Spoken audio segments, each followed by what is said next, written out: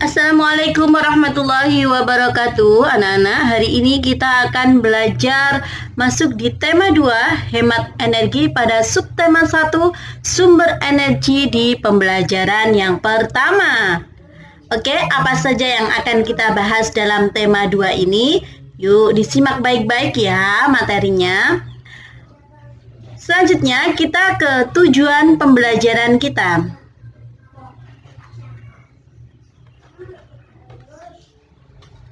Oke, langsung kita ke materi pembelajaran.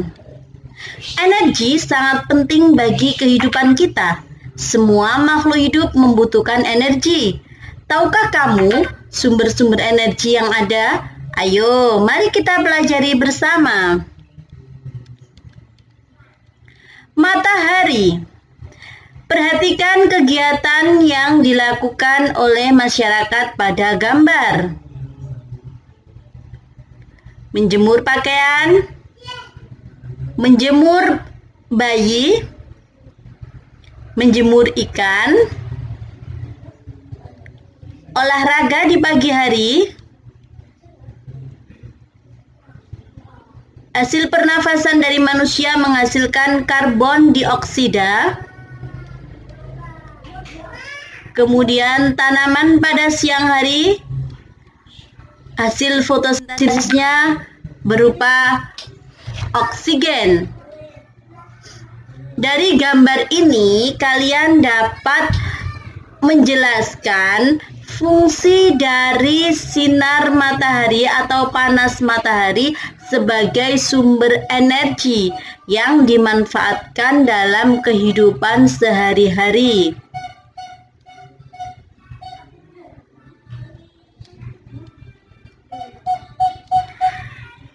Sesudah kalian amati gambar, kalian jawab pertanyaan berikut di buku tugasmu ya. Yang pertama, dari gambar di atas, tuliskan manfaat matahari bagi makhluk hidup. Dan yang kedua, sebutkan manfaat lain dari matahari bagi kehidupan manusia sehari-hari. Tuliskan jawabanmu dalam peta pikiran. Peta pikiran ini bisa berupa tulisan ataupun bisa berupa gambar yang nanti kalian sajikan.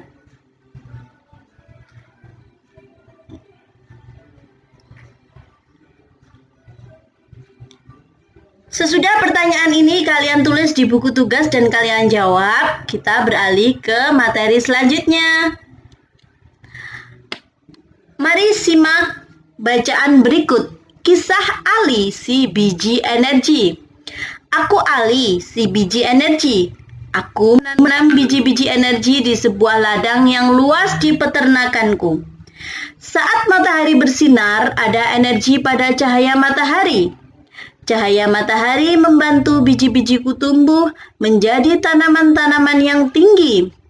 Tanaman-tanamanku menyimpan energi itu di dalam akar, batang, daun, dan butiran biji yang baru. Dengan segera, aku akan tumbuh tinggi dengan daun-daun yang lebar dan biji-biji yang baru. Kamu bisa memasak dan memakan aku supaya kamu memiliki energi. Energi itu akan membantumu tumbuh, bergerak, dan berpikir.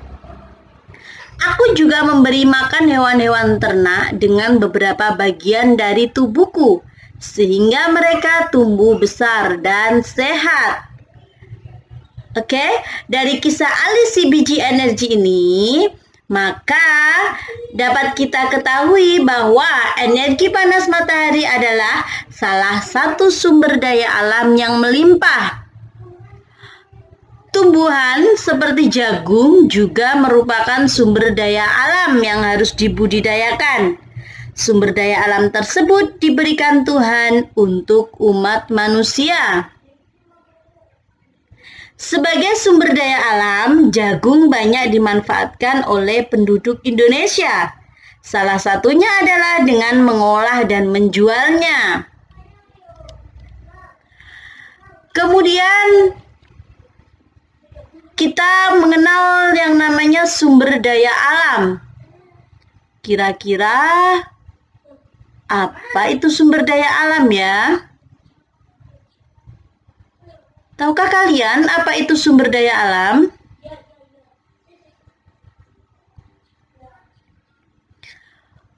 Untuk lebih memahami, mari kita membaca teks berikut ini.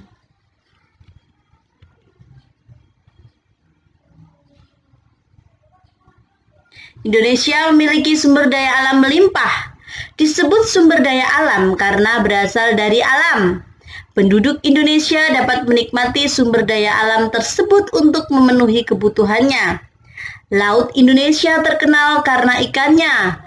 Lahan yang subur menghasilkan padi, jagung, serta tumbuhan lainnya yang sangat berguna bagi penduduk. Gas bumi, minyak, serta logam banyak memberikan manfaat bagi masyarakat. Sumber daya alam terbagi menjadi dua, yakni sumber daya alam yang dapat diperbarui dan sumber daya alam yang tidak dapat diperbarui. Sebagai anak Indonesia, kamu harus tahu apa yang termasuk ke dalam keduanya dan apa dampaknya apabila kita kekurangan keduanya. Penggunaan sumber daya alam berlebihan akan mempengaruhi kehidupan manusia. Kita harus menghemat penggunaannya. Sumber daya alam yang dapat diperbarui misalnya tumbuhan, hewan, sinar matahari, angin, dan air. Sumber tersebut termasuk kelompok sumber daya alam yang dapat diperbarui karena terus tersedia dan dapat kita kelola untuk kita perbanyak jumlahnya.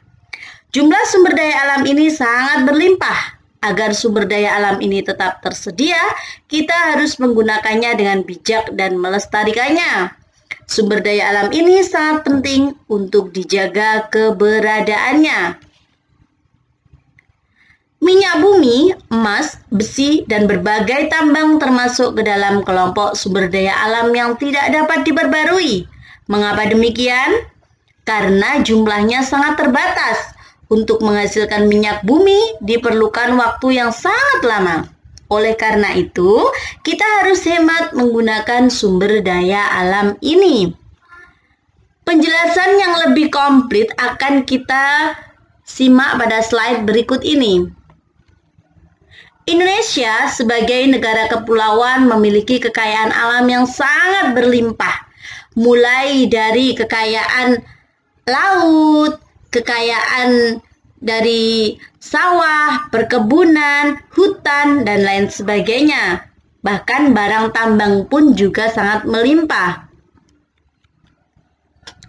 Kekayaan alam tersebut terdiri atas sumber daya alam yang tidak dapat diperbarui, yakni minyak bumi.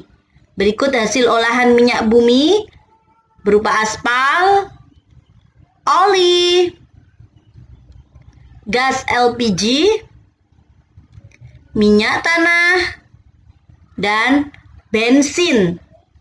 Jadi minyak bumi termasuk sumber daya alam yang tidak dapat diperbarui. Oleh karena itu penggunaannya harus hati-hati dan menghematnya. Yang kedua, batu bara. Kemudian yang ketiga adalah bahan tambang lainnya. Ada emas, mutiara, tembaga, nikel, aluminium, dan lain sebagainya. Selanjutnya, kekayaan alam, sumber daya alam yang dapat diperbarui.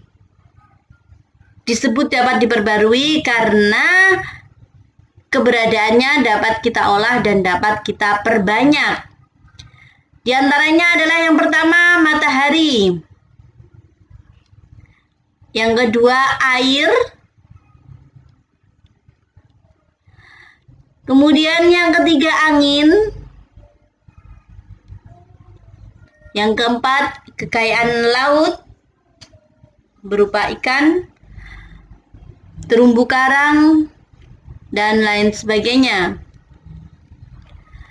Kemudian selanjutnya hasil pertanian, jagung, padi, dan hasil perkebunan, teh, karet, kopi, sawit, dan lain sebagainya.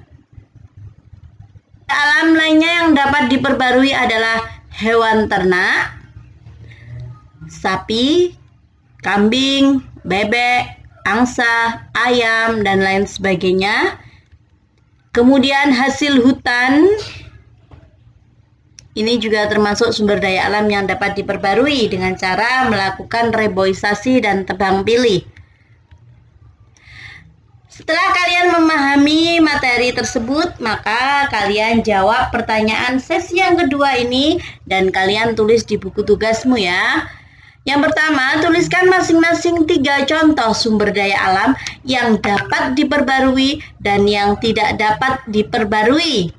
Kemudian yang kedua, gambarlah penggunaan sumber daya alam yang patut dicontoh. Pemanfaatan sumber daya alam yang patut dicontoh kalian tuangkan dalam bentuk gambar.